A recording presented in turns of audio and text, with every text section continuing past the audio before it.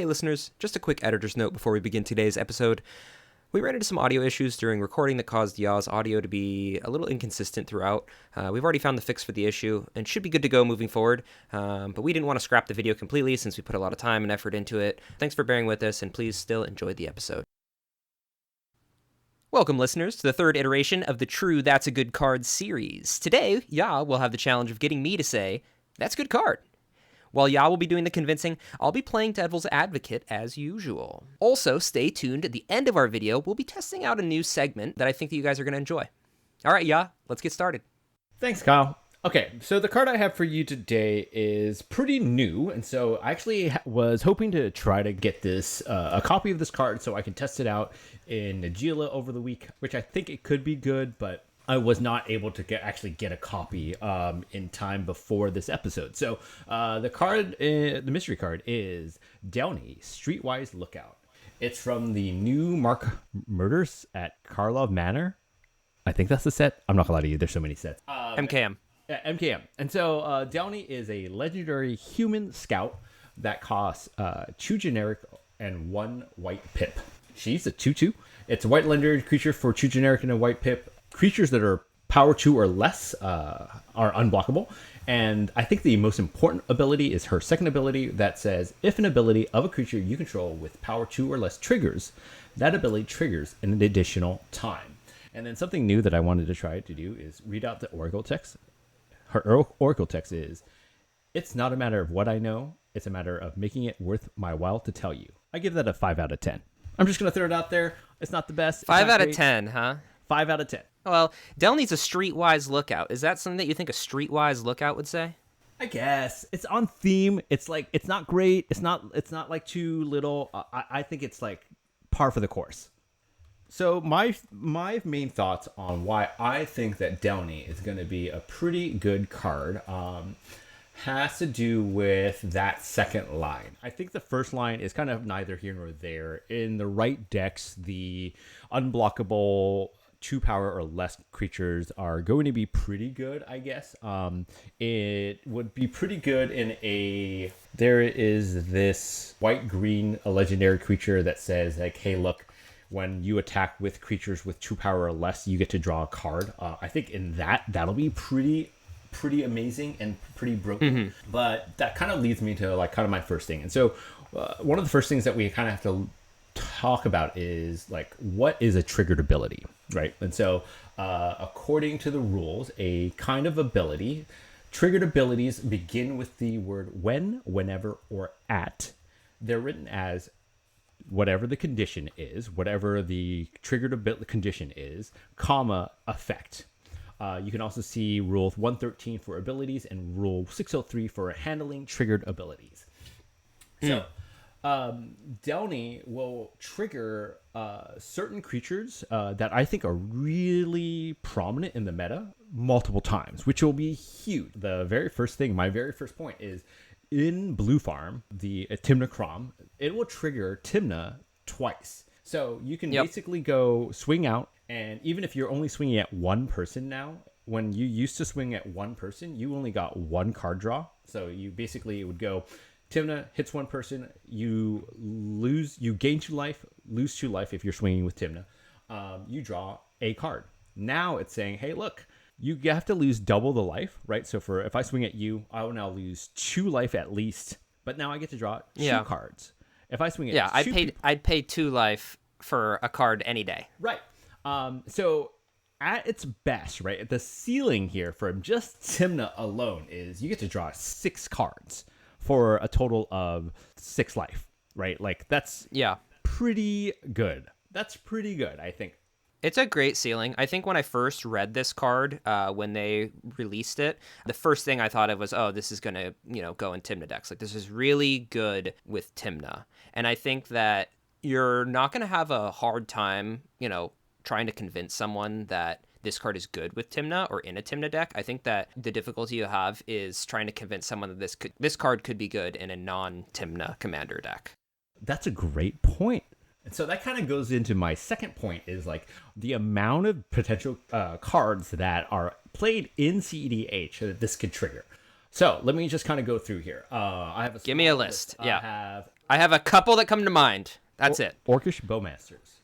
That's one for sure. Toski. Toski. Toski is a 1/1. A Yaw special and staple that, to be honest, I'm surprised we don't already have a podcast on. That's right.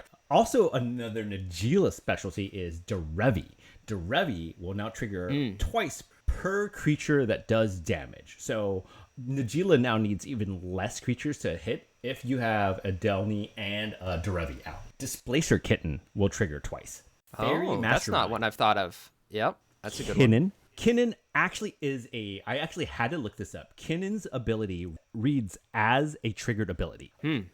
Kinnan's ability reads, whenever you tap a non-land permanent for mana, add 1 mana of any type that permanent produced. He's a 2/2. So, with Delney out in the right deck, right? Obviously, you can't play it in Kinnan, but Kinnan would be triggered by Delney. Lotho, the Sheriff. That's a good one. Will trigger Sheriff. The Sheriff. Esper Sentinel, Imperial Recruiter, the basically a tutor, Ragavan, would trigger twice. Yep. Professional Facebreaker, Spellseeker, Ardent Intrepid Archaeologist, Zur the Enchanter, Mastermind Plum, which is a brand new card, which I'm hoping that we do a little bit later. These are just the short list that I kind of went through of all the creatures that would basically be doubled up triggers by Delney. Did you get Archivist of Ogma? Archivist of Ogma I didn't get, actually, but yeah, Archivist of Ogma would definitely be hit would definitely trigger twice. So now whenever somebody searches their library, you get to draw 2 cards and gain 2 life. Yeah, I think that those are the two that I thought of originally when I read this card, was, besides Tymna, of course, was Orcish Bowmasters. Pinging for 2 seems incredibly strong. And then Archivist of Ogma, since it's in white, I think my mind automatically kind of goes to, okay, what other cards in white can this get value out of? And Archivist of Ogma and Esper Sentinel were the 2 cards that came to mind. Yeah, I think those are pretty cool. And like I said, obviously you're going to have to play this in the right deck, but in Esper decks, this would kind of go really crazy with a Displacer Kitten line with Fairy Mastermind. With, what's the other one that I was thinking of? I think in some versions of like Tymna Thrasios, right? Like Tymna Thrasios used to be a deck that was what is now Tymna Crom, right? Like it kind of like dominated the meta for a little while. And so people are trying to get that back. I've actually seen a lot more of that being played. It's still not doing that well, but maybe it's just more of a mid-range, slower version of what is dominating with Tymna Crom. Yeah. And then my third point is the 2.5. Sure. 2.5. The amount of potential triggers that this could like actually hit is actually kind of cool. Something I didn't know, the one that stands out to me the most is that Ward, right? The ability Ward would now trigger twice. Because Ward is a triggered ability that says that, hey, when this is targeted, counter the spell or ability that's targeting this unless the person pays for the word cost, whatever that may be, right? So Ward would actually trigger twice. So now a person would have to pay for the cost twice. Right. Yeah.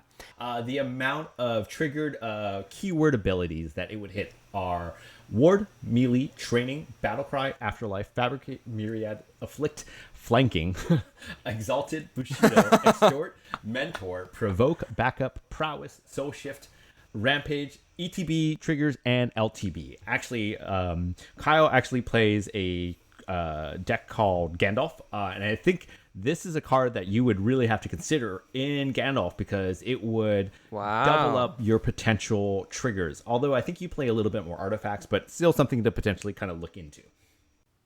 Yeah, I mean, I considered it for sure in Gandalf, but I also kind of removed a lot of the double up triggers style of Gandalf, and I think I leaned less into the double ETB LTB side of Gandalf and more into the gives everything flash, and that's what makes Gandalf so important and viable. So it's something I would consider, but I don't think it's high on the priority list just yet. But yeah, those are my main 2.5, 3 points on why Delney I think is really worth considering in your deck for doubling up those triggers. I think that this just adds more to the repertoire for decks that are running creatures and that are looking to have triggered abilities from creatures to kind of like start their game plan, right? And it's a really low Yeah. cost. It's only 3. So chewing a white, it's a single white pip, which should be fairly easy in most decks that are running white to kind of hit. Yeah, I think that I'm really high. I'm actually really excited on it. I've seen the testing that I've seen has been really pretty decent so far. Obviously, it's going to need to see more testing over the next couple months and see more testing in tournaments to see if whether or not this is a dead card. But this is a card that I'm saying that's a good card. All right, Kyle, what do you think? What do you have to say about Delney Streetwise? Yeah, so I think my first point is actually a little bit of a rebuttal to one of your positives. I think it was either positive 3 or 3.5 at the end that you started rattling off. But it's that I actually think that the 3 mana cost is a little high for what it does. And the reason why is when I think of a 3-cost white creature, I think about what the standard is right now in the format for that.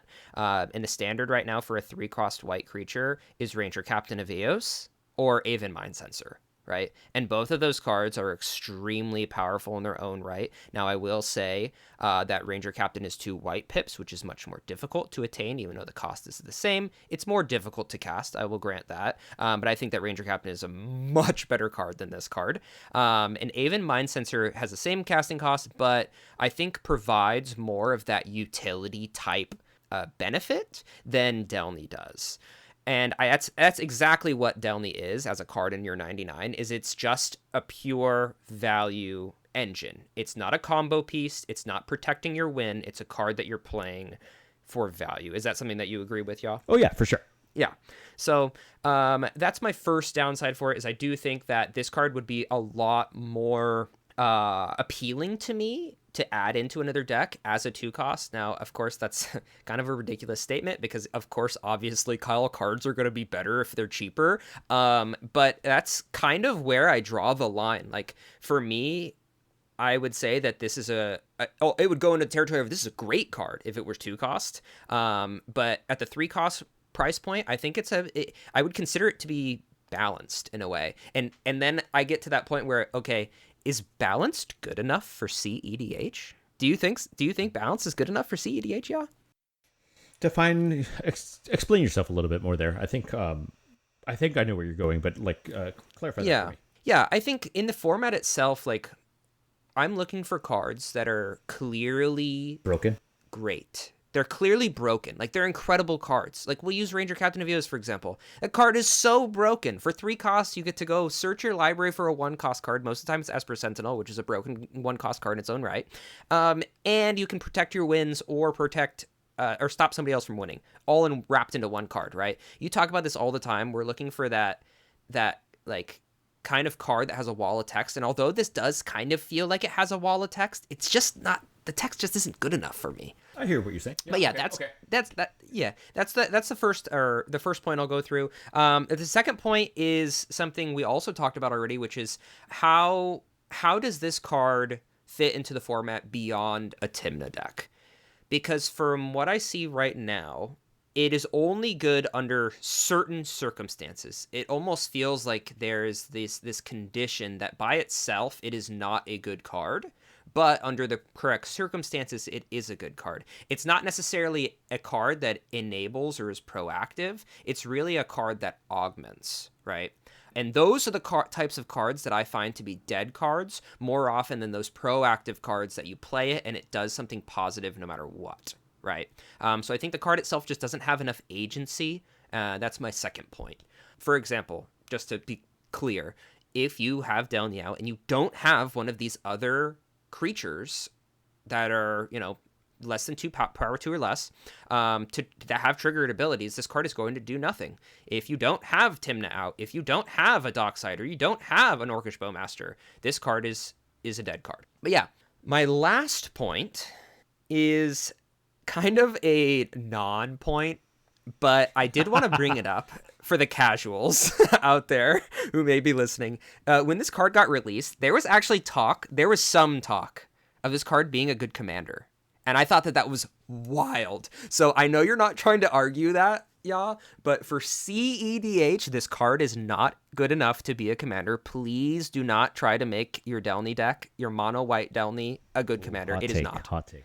Just gonna throw that out there. It's not a hot take. If this is a hot take, I don't know. I don't know what is. This, and I hope they do. And they're gonna build a thing and try to take it to a tournament where they meet you, and play against me like an anime arc. That'll be so sweet. They're gonna say that would be sick. They're gonna call me out, Kyle. That would be sick. You. I know. I hear what you're saying. I do think that I agree with you there. I think that it would potentially be a weaker commander. Did you have any other points? I didn't want to jump on you at all yet. No, I don't think I do. I think the one that I would like you to have an argument against the most is finding a deck that it would be good in that doesn't involve Tymna. I have one in mind, and I'm wondering if you also share a similar thought. But with that, I'll just hand it over to you. Rebut my downsides, The first one, to your main question, I think that in Najeela and in Thrasios Bruce, so Dawnwaker Thrasios Bruce. Yeah, it's Bruce is a 4-cost red and a white that is there just for the colors. I'll be quite honest with you. Basically, when he ETBs or when he attacks, he can give another creature or a creature lifelink and trample, something like that. It can come up. It can be a big deal, but it doesn't get brought up that much.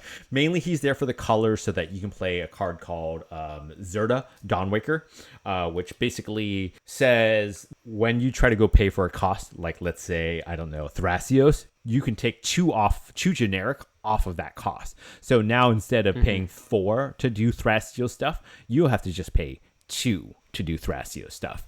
And then that, along with another card called Training Grounds, which also reduces the one that reduces the activation costs. So now you could potentially pay only 1 into Thrasios. And so basically, I think in that deck, which really loves Dockside, right? It really loves Dockside. Yeah. The whole point of that deck does love Dockside, but you miss out on Orcish Bowmaster. Which I don't think that deck really wants to run. I mean, that deck would, if that deck could run... You can't. It can't run it, right? It stands black. Yeah. It can't run that. And I think that that's probably the most pertinent card that Delney is really going to like. I mean, we are truly in a Orcish Bowmaster meta, so I think that the deck that will want to run Delney has to run Orcish Bowmaster. And maybe I'm thinking too narrow-minded in that sense. I think you might but be. if you don't... I think you may be. But I think... Because I think that... I mean, every deck would love to have black, right? Like in some capacity, right? I think that I think that Downey is going to be good in potentially decks that run just white in general, right? With an Esper Sentinel, it could go really well. In Najeela is the other deck that I'm really actually considering running it in. I'll be honest with you, to your point, in the Najeela Discord, people are a little bit low on it, but I think that in the meta, one of the points that I wanted to say was you're right.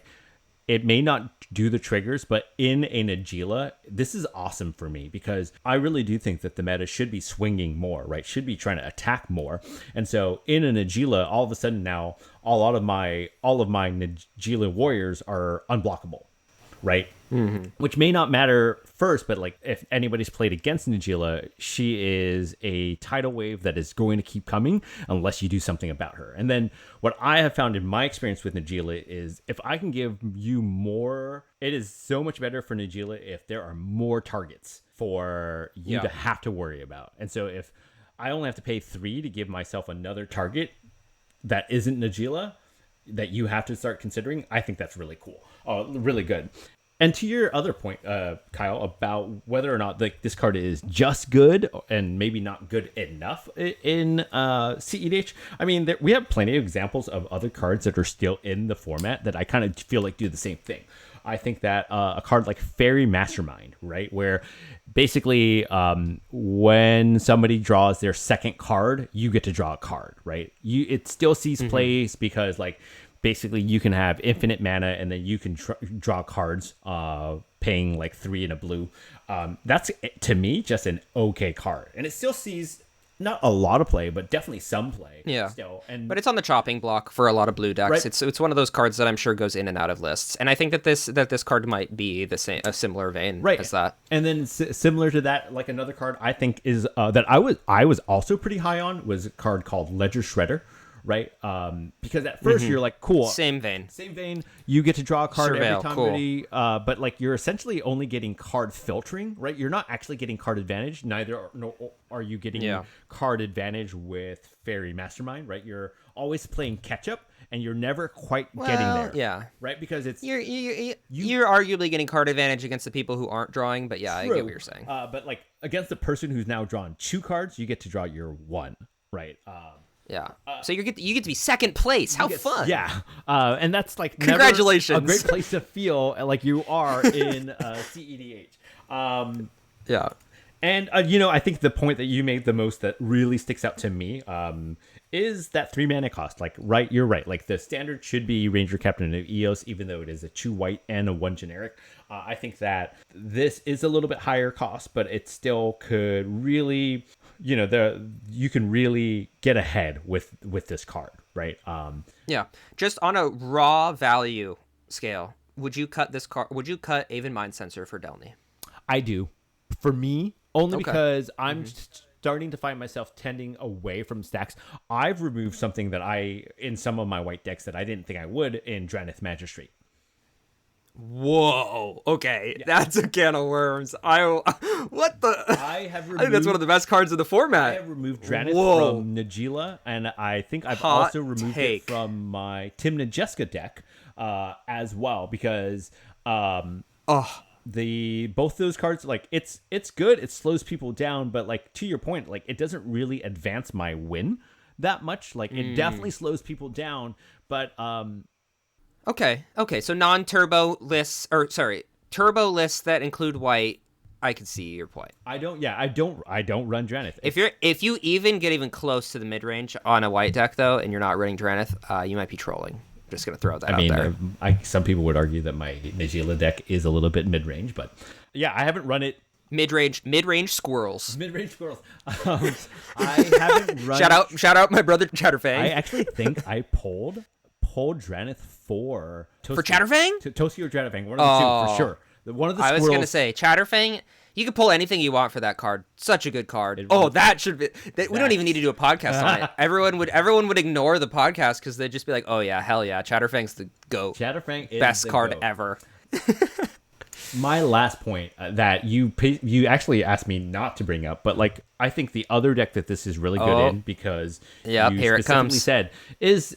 It is in Timna Jessica, right? Timna Jessica loves its like low to the ground dorks. It loves being able to kind of get in, and I think that in that deck in particular for me, I'm definitely really excited to try it out in that deck, because that's a deck I love, but it doesn't, at least it's also really difficult for me to pilot, and that's why I think I like it, because it's so challenging. And I think this will kind of help get me to turn the corner at times, especially to kind of just go in untouched to attack people and get an unblockable attackers in. Like I know that early on I said like that first ability wasn't as important to me, but like in Timna Jessica in particular, that's like pretty important to me. Yep, and I knew that you were just chomping at the bit to talk about how good it would be in Timna Jessica, and I agree. I agree. Your Mardu Queens have a new addition in Delney, because I think that's for that deck specifically. Yeah, that's a good card. He said it. For Timna Jessica, that's a good card. You heard it here, folks. All right, Kyle. We both talked about it a little bit. I talked about the upsides. You talked about the downsides. What do you think? The point that I think you made the most, right, to kind of kick this off is that 3 costs, right? I do think it's pretty low to the ground, but I think that you make a really great point on whether or not it can take the place of other 3 costs white card staples like a Aven Mind Sensor, but I already said I'm not as high onto that. I don't think I'm running that in any of my decks anymore. Then but you're right, like for 3 costs, like does it usurp other things? We will see. How about for you? We'll see. What do you think? Which point did I make that was the most convincing for you? I think it was just in terms of finding the value of the card, when you describe the value that comes from it being in a Tymna, a consistent Tymna deck, especially one that has red in it for Dockside as well, like you said before, this card will be really good in a deck that runs Archivist of Ogma, Dockside Extortionist, Orcish Bowmaster, and Tymna. I think if you have those big four, I mean, throw Esper Sentinel in there for a big five, I think that then you have enough value. I actually just thought about a deck to go all the way back real fast. Another deck that we didn't, it is a Tymna deck, but Tymna Tana, right? Blood Pod, right? Yeah. Stacks this like a lot of players, including like Dylan from Play to Win, are really picking up on Tymna Tana again. And so in that deck, they're like Tana can make a lot of like small, kind of like an Agila, like it's making a lot of small 1/1s of 1/1 saplings. Yeah, it's probably really good with that. Right, like yeah. Honestly, I haven't played against a Tymna Tana in a long time because I think it did fall out of flavor a bit. But we do have one person in the pod who plays it, and he does pretty consistently with it. So I'm wondering if he's, maybe I'll ask him and see if he's got that Delney on his radar, on his mind. All right, Kyle, has your thoughts changed on Delney from what I've told you? Were you convinced? Go ahead, be honest. I think yes. For the Tymna decks, I am 100% convinced that it should at least be something that you try out. I mean, we talked about it before. This is a pretty dang new card coming out in MCAM, so there's not a lot of data on it yet, so we don't know just how good it is yet. But yeah, throw it in your Tymna decks for sure. If you are playing a Tymna deck, that's a good card. Excellent. And if you are considering it, please let us know in the comments wherever you're listening to this about what you found with Delney in your decks. We would love to hear more, and like kind of honestly, I'm always interested in the data. Yeah, and also please put in the comments if there's a deck that is not a Tymna deck that you think Delney is really good in. Please let us know. I would love to know. All right, Kyle, I think it's time. Okay, our brand new segment. I'll explain to the listeners what our new segment is. This segment is That's a Good Card? ? So what we're going to do is one person will be given the name of a card, and they, with only using the name of the card given to them, will explain to the other person to their best of their abilities what they think that card does. They're going to make up this card. They're going to use their imagination. They're going to go just off the name. What is this card? What should it be? What should it do? And then at the end, we'll reveal what the card actually does. I'm pretty excited, I'm be honest with you. All right, cool. So, would you like to give me our first card? Let's go with Goblin King.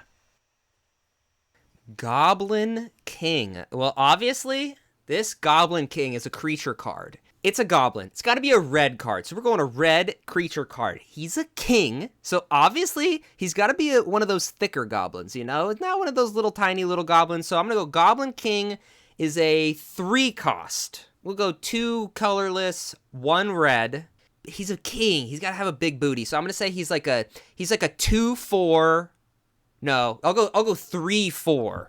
No, that's huge for 3. Never mind. This might be an old card. Back it up, Kyle. I'm gonna go. He's a 3/3 for 3.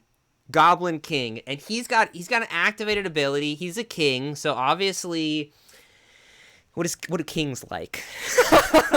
Kings like having peasants, other goblins to order around. They like treasure. They could like treasure. I'm gonna say that the Goblin King, ETB, makes 2 goblins. Oh, wow. 1/1s. That's pretty good. This card's broken, actually. This card is broken. 3/4? Wow, that's pretty good. A 3/4 makes 2 1/1s. Yeah, okay, we'll keep going with that. And then he has another ability that says when you sacrifice a treasure token, you create another goblin. All right. Anything else you want to add? Okay, that's it. That's all I got. No, this card is omega broken. Okay.